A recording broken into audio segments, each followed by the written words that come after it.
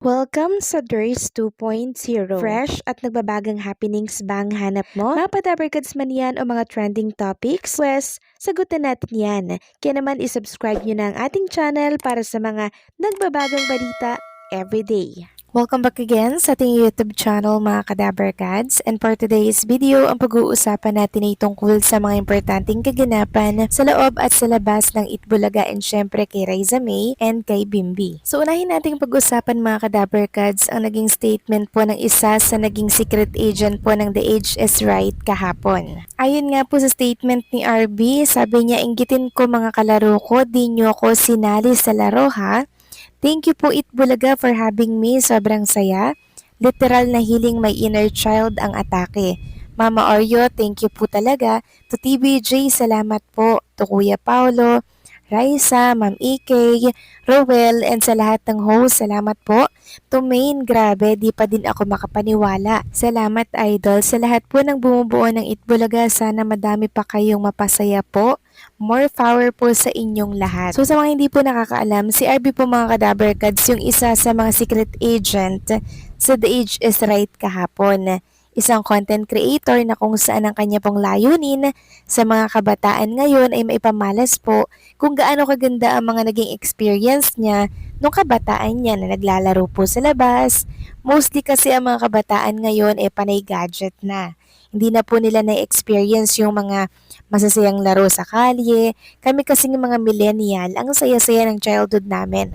Unlike sa ibang Gen Z na talagang nami-miss po yung mga ganitong kaganapan po sa buhay. Masaya din si RB mga Kadabarkads dahil nagkaroon po siya ng pagkakataong makapagpa-picture at makasama niya po ang mga Dabarkads natin sa studio. Samantalang silipin at pag-usapan naman natin mga Kadabarkads ang naging live po ng Team Raisa sa CEO po ng Luxly mga Kadabarkads, si Mama Ana Magkawas. So napanood ko po yung live ng Team Raisa mga Kadabarkads at ang dami po talagang nag-check out ng coffee, ng rice, talagang na-sold out yung ibang mga product na binibenta po ni Ana Magkawas mga Kadabarkads. Although pansin ko na medyo nahihiya po si Mami Risa mga Kadabarkads, pero caring-caring niya pa rin po talaga. Hindi lang po talaga siguro siya sanay mga Kadabarkads na meron po mga kumukuha po sa kanya para po i-endorse yung mga brand. And sa kalagitnaan nga po ng kanilang live mga Kadabarkads, napansin natin na naging emotional po talaga ang Team Raisa. Talagang napaiyak po siya mga Kadabarkads. Kaya kung inyo mapapansin, pinupunasan po ni Mami Risa yung kanyang luha. So ang rason kung bakit po siya umiyak, natatouch daw po siya sa grabing suportang binibigay po ninyo sa kanila. Malaking tulong daw po ito mga Kadabarkads sa kanilang pang-araw-araw para din po makapag-share sa mga taong nangangailangan. Sobrang down to earth ng mami po ni Raisa May Dizon mga Kadabarkads. Ito po yung content creator na dapat sinusuportahan at talagang pinapanood po natin. Ayun nga po kay Ana Magkawas mga Kadabarkads, basta wag daw pong magbabago si Mami Risa at lagi lamang daw pong nakatapak ang paa sa lupa. Samantalang isang napakagandang drawing or portrait po mga Kadabarkads ni Raisa May Dizon ang nakita po natin sa kanyang Instagram story. So ito po ay de-renowing ni Andrew Salazar Pareña. So na-appreciate po ito ni Raisa May Dizon. Talagang kuhang-kuha niya po yung picture, yung itsura ni Raisa May Dizon mga Kadabarkads. Sobrang ganda and sana mapirmahan ito ni Raisa May Dizon soon pag nagkita po sila sa Itbulaga. Samantalang isang netizen, meron pong revelasyon kay Raisa May and kay Bimbi. Ayon nga po dito kay Ma'am Rimale, ang sarap balikan ang kanilang mga alaala. Mawawala ang mga problema kapag nakita mo na magkasama sila. Kayo rin ba, masaya ba kayo sa kanila?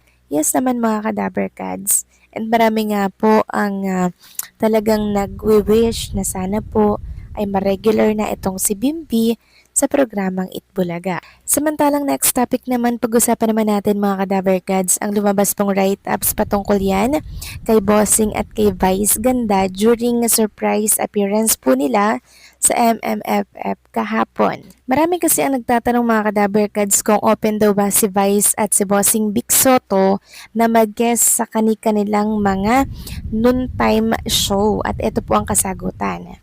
Ayon dito sa isang write-ups, umappear sina Big Soto at Vice Ganda sa Green Hills Mall, San Juan City matapos i-announce na pasok ang pelikula nilang The Greatest Showdown sa 52nd edition ng Metro Manila Film Festival nitong Martes ng hapon, Hulyo 7.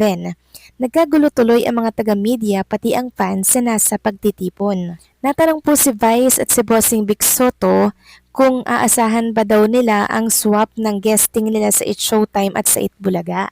Magpo-promote kaya si Bossing Big sa It's Showtime at si Meme Vice naman sa Itbulaga? So ito po yung sagot. Let's see kung papayagan tayo, sagot ni Vice. But would love to sa noontime audiences para sa madlang people at sa mga Dabbercads kung ano ang ikakaligaya nila, we would love to be doing that for them. Sabi naman ni Bossing Big, malalaman nyo darating tayo ron. Never naman kaming nagkalaban, nagkatapat lang pero never nagkalaban. Ayon pa kay Bossing Big, matagal nang naplano ang pagsasama nila ni Vice sa pelikula dahil ito ang hiling ng karamihan. Medyo last year yung nag-negotiate, banggit niya. Hindi raw nagtagal ang desisyon na ituloy na nila ngayon ang collab project nila. Sabi ni Vice, parang hindi. Nung nagkatanungan kung pwede, sabay naman kaming nag-yes. Nakakatuwang ramdam na nila ang suporta ng lahat. Nakakatuwa kasi even yung mga host ng parehong programa sobrang willing support or sumuport. Talagang full force kami dito ngayon. Bulalas ng unkabogable superstar. Talagang pasabog naman talaga. Kahit ako naman ang surreal nito for me Itong nagkita kami for the first time last Sunday sa Gateway, pasabog talaga siya. Ako mismo, iba ang naramdaman ko. Nahiya ako, nakaramdam ako ng hiya sa kanya, na starstruck ako, na-intimidate ako. At no billing issue daw po mga Kadaberkads. Ayon nga dito, meron na ngang nagtatanong kung bakit sa inilabas doon na poster ng The Greatest Showdown na una ang pangalan ni Vice kesa kay Bossing Big. Marketing strategy iyon, hindi iyon kasalanan ni Vice. Hindi i-disrespect ni Vice Ganda si Bossing Big at hindi iyon issue kay Bossing Big. Big Soto is Big Soto is Big Soto. Facebook post ni Direk Percy Intalan, the First Idea First Company, sabi niya po mga Kadaberkads, I'm excited daw and extremely grateful to be work on our 7th MMFF film in the last decade. And with no less than the two box office giants that we've had the honor and pleasure of working with before. The Unkabogable Vice Ganda, whom we work with on and the breadwinner is and Call Me Mother, and Bossing Big Soto, whom some of my production team and I worked with years ago when we produced Who Wants to Be a Millionaire on TV5. I am still starstruck seeing each of them, let alone seeing them together. Let's go, Team Idea First, X-Star Magic, XAPT, XMZ. At sa mga nagtatanong naman mga Kadaberkads kung meron na daw bang update kung kasama daw si Vimby and si Reza Madison sa moving ito, still wala pa rin pong update. Araw-araw po natin niyang i-check at wala pa pong statement ukol dito. Kaya abang-abang lang tayo kasi malakas din po ang kutob ng ilang mga netizen na kabilang nga po si Reza May and si Bimby mga Kadaberkads. Abangan at antabayanan natin ang tungkol dyan, okay?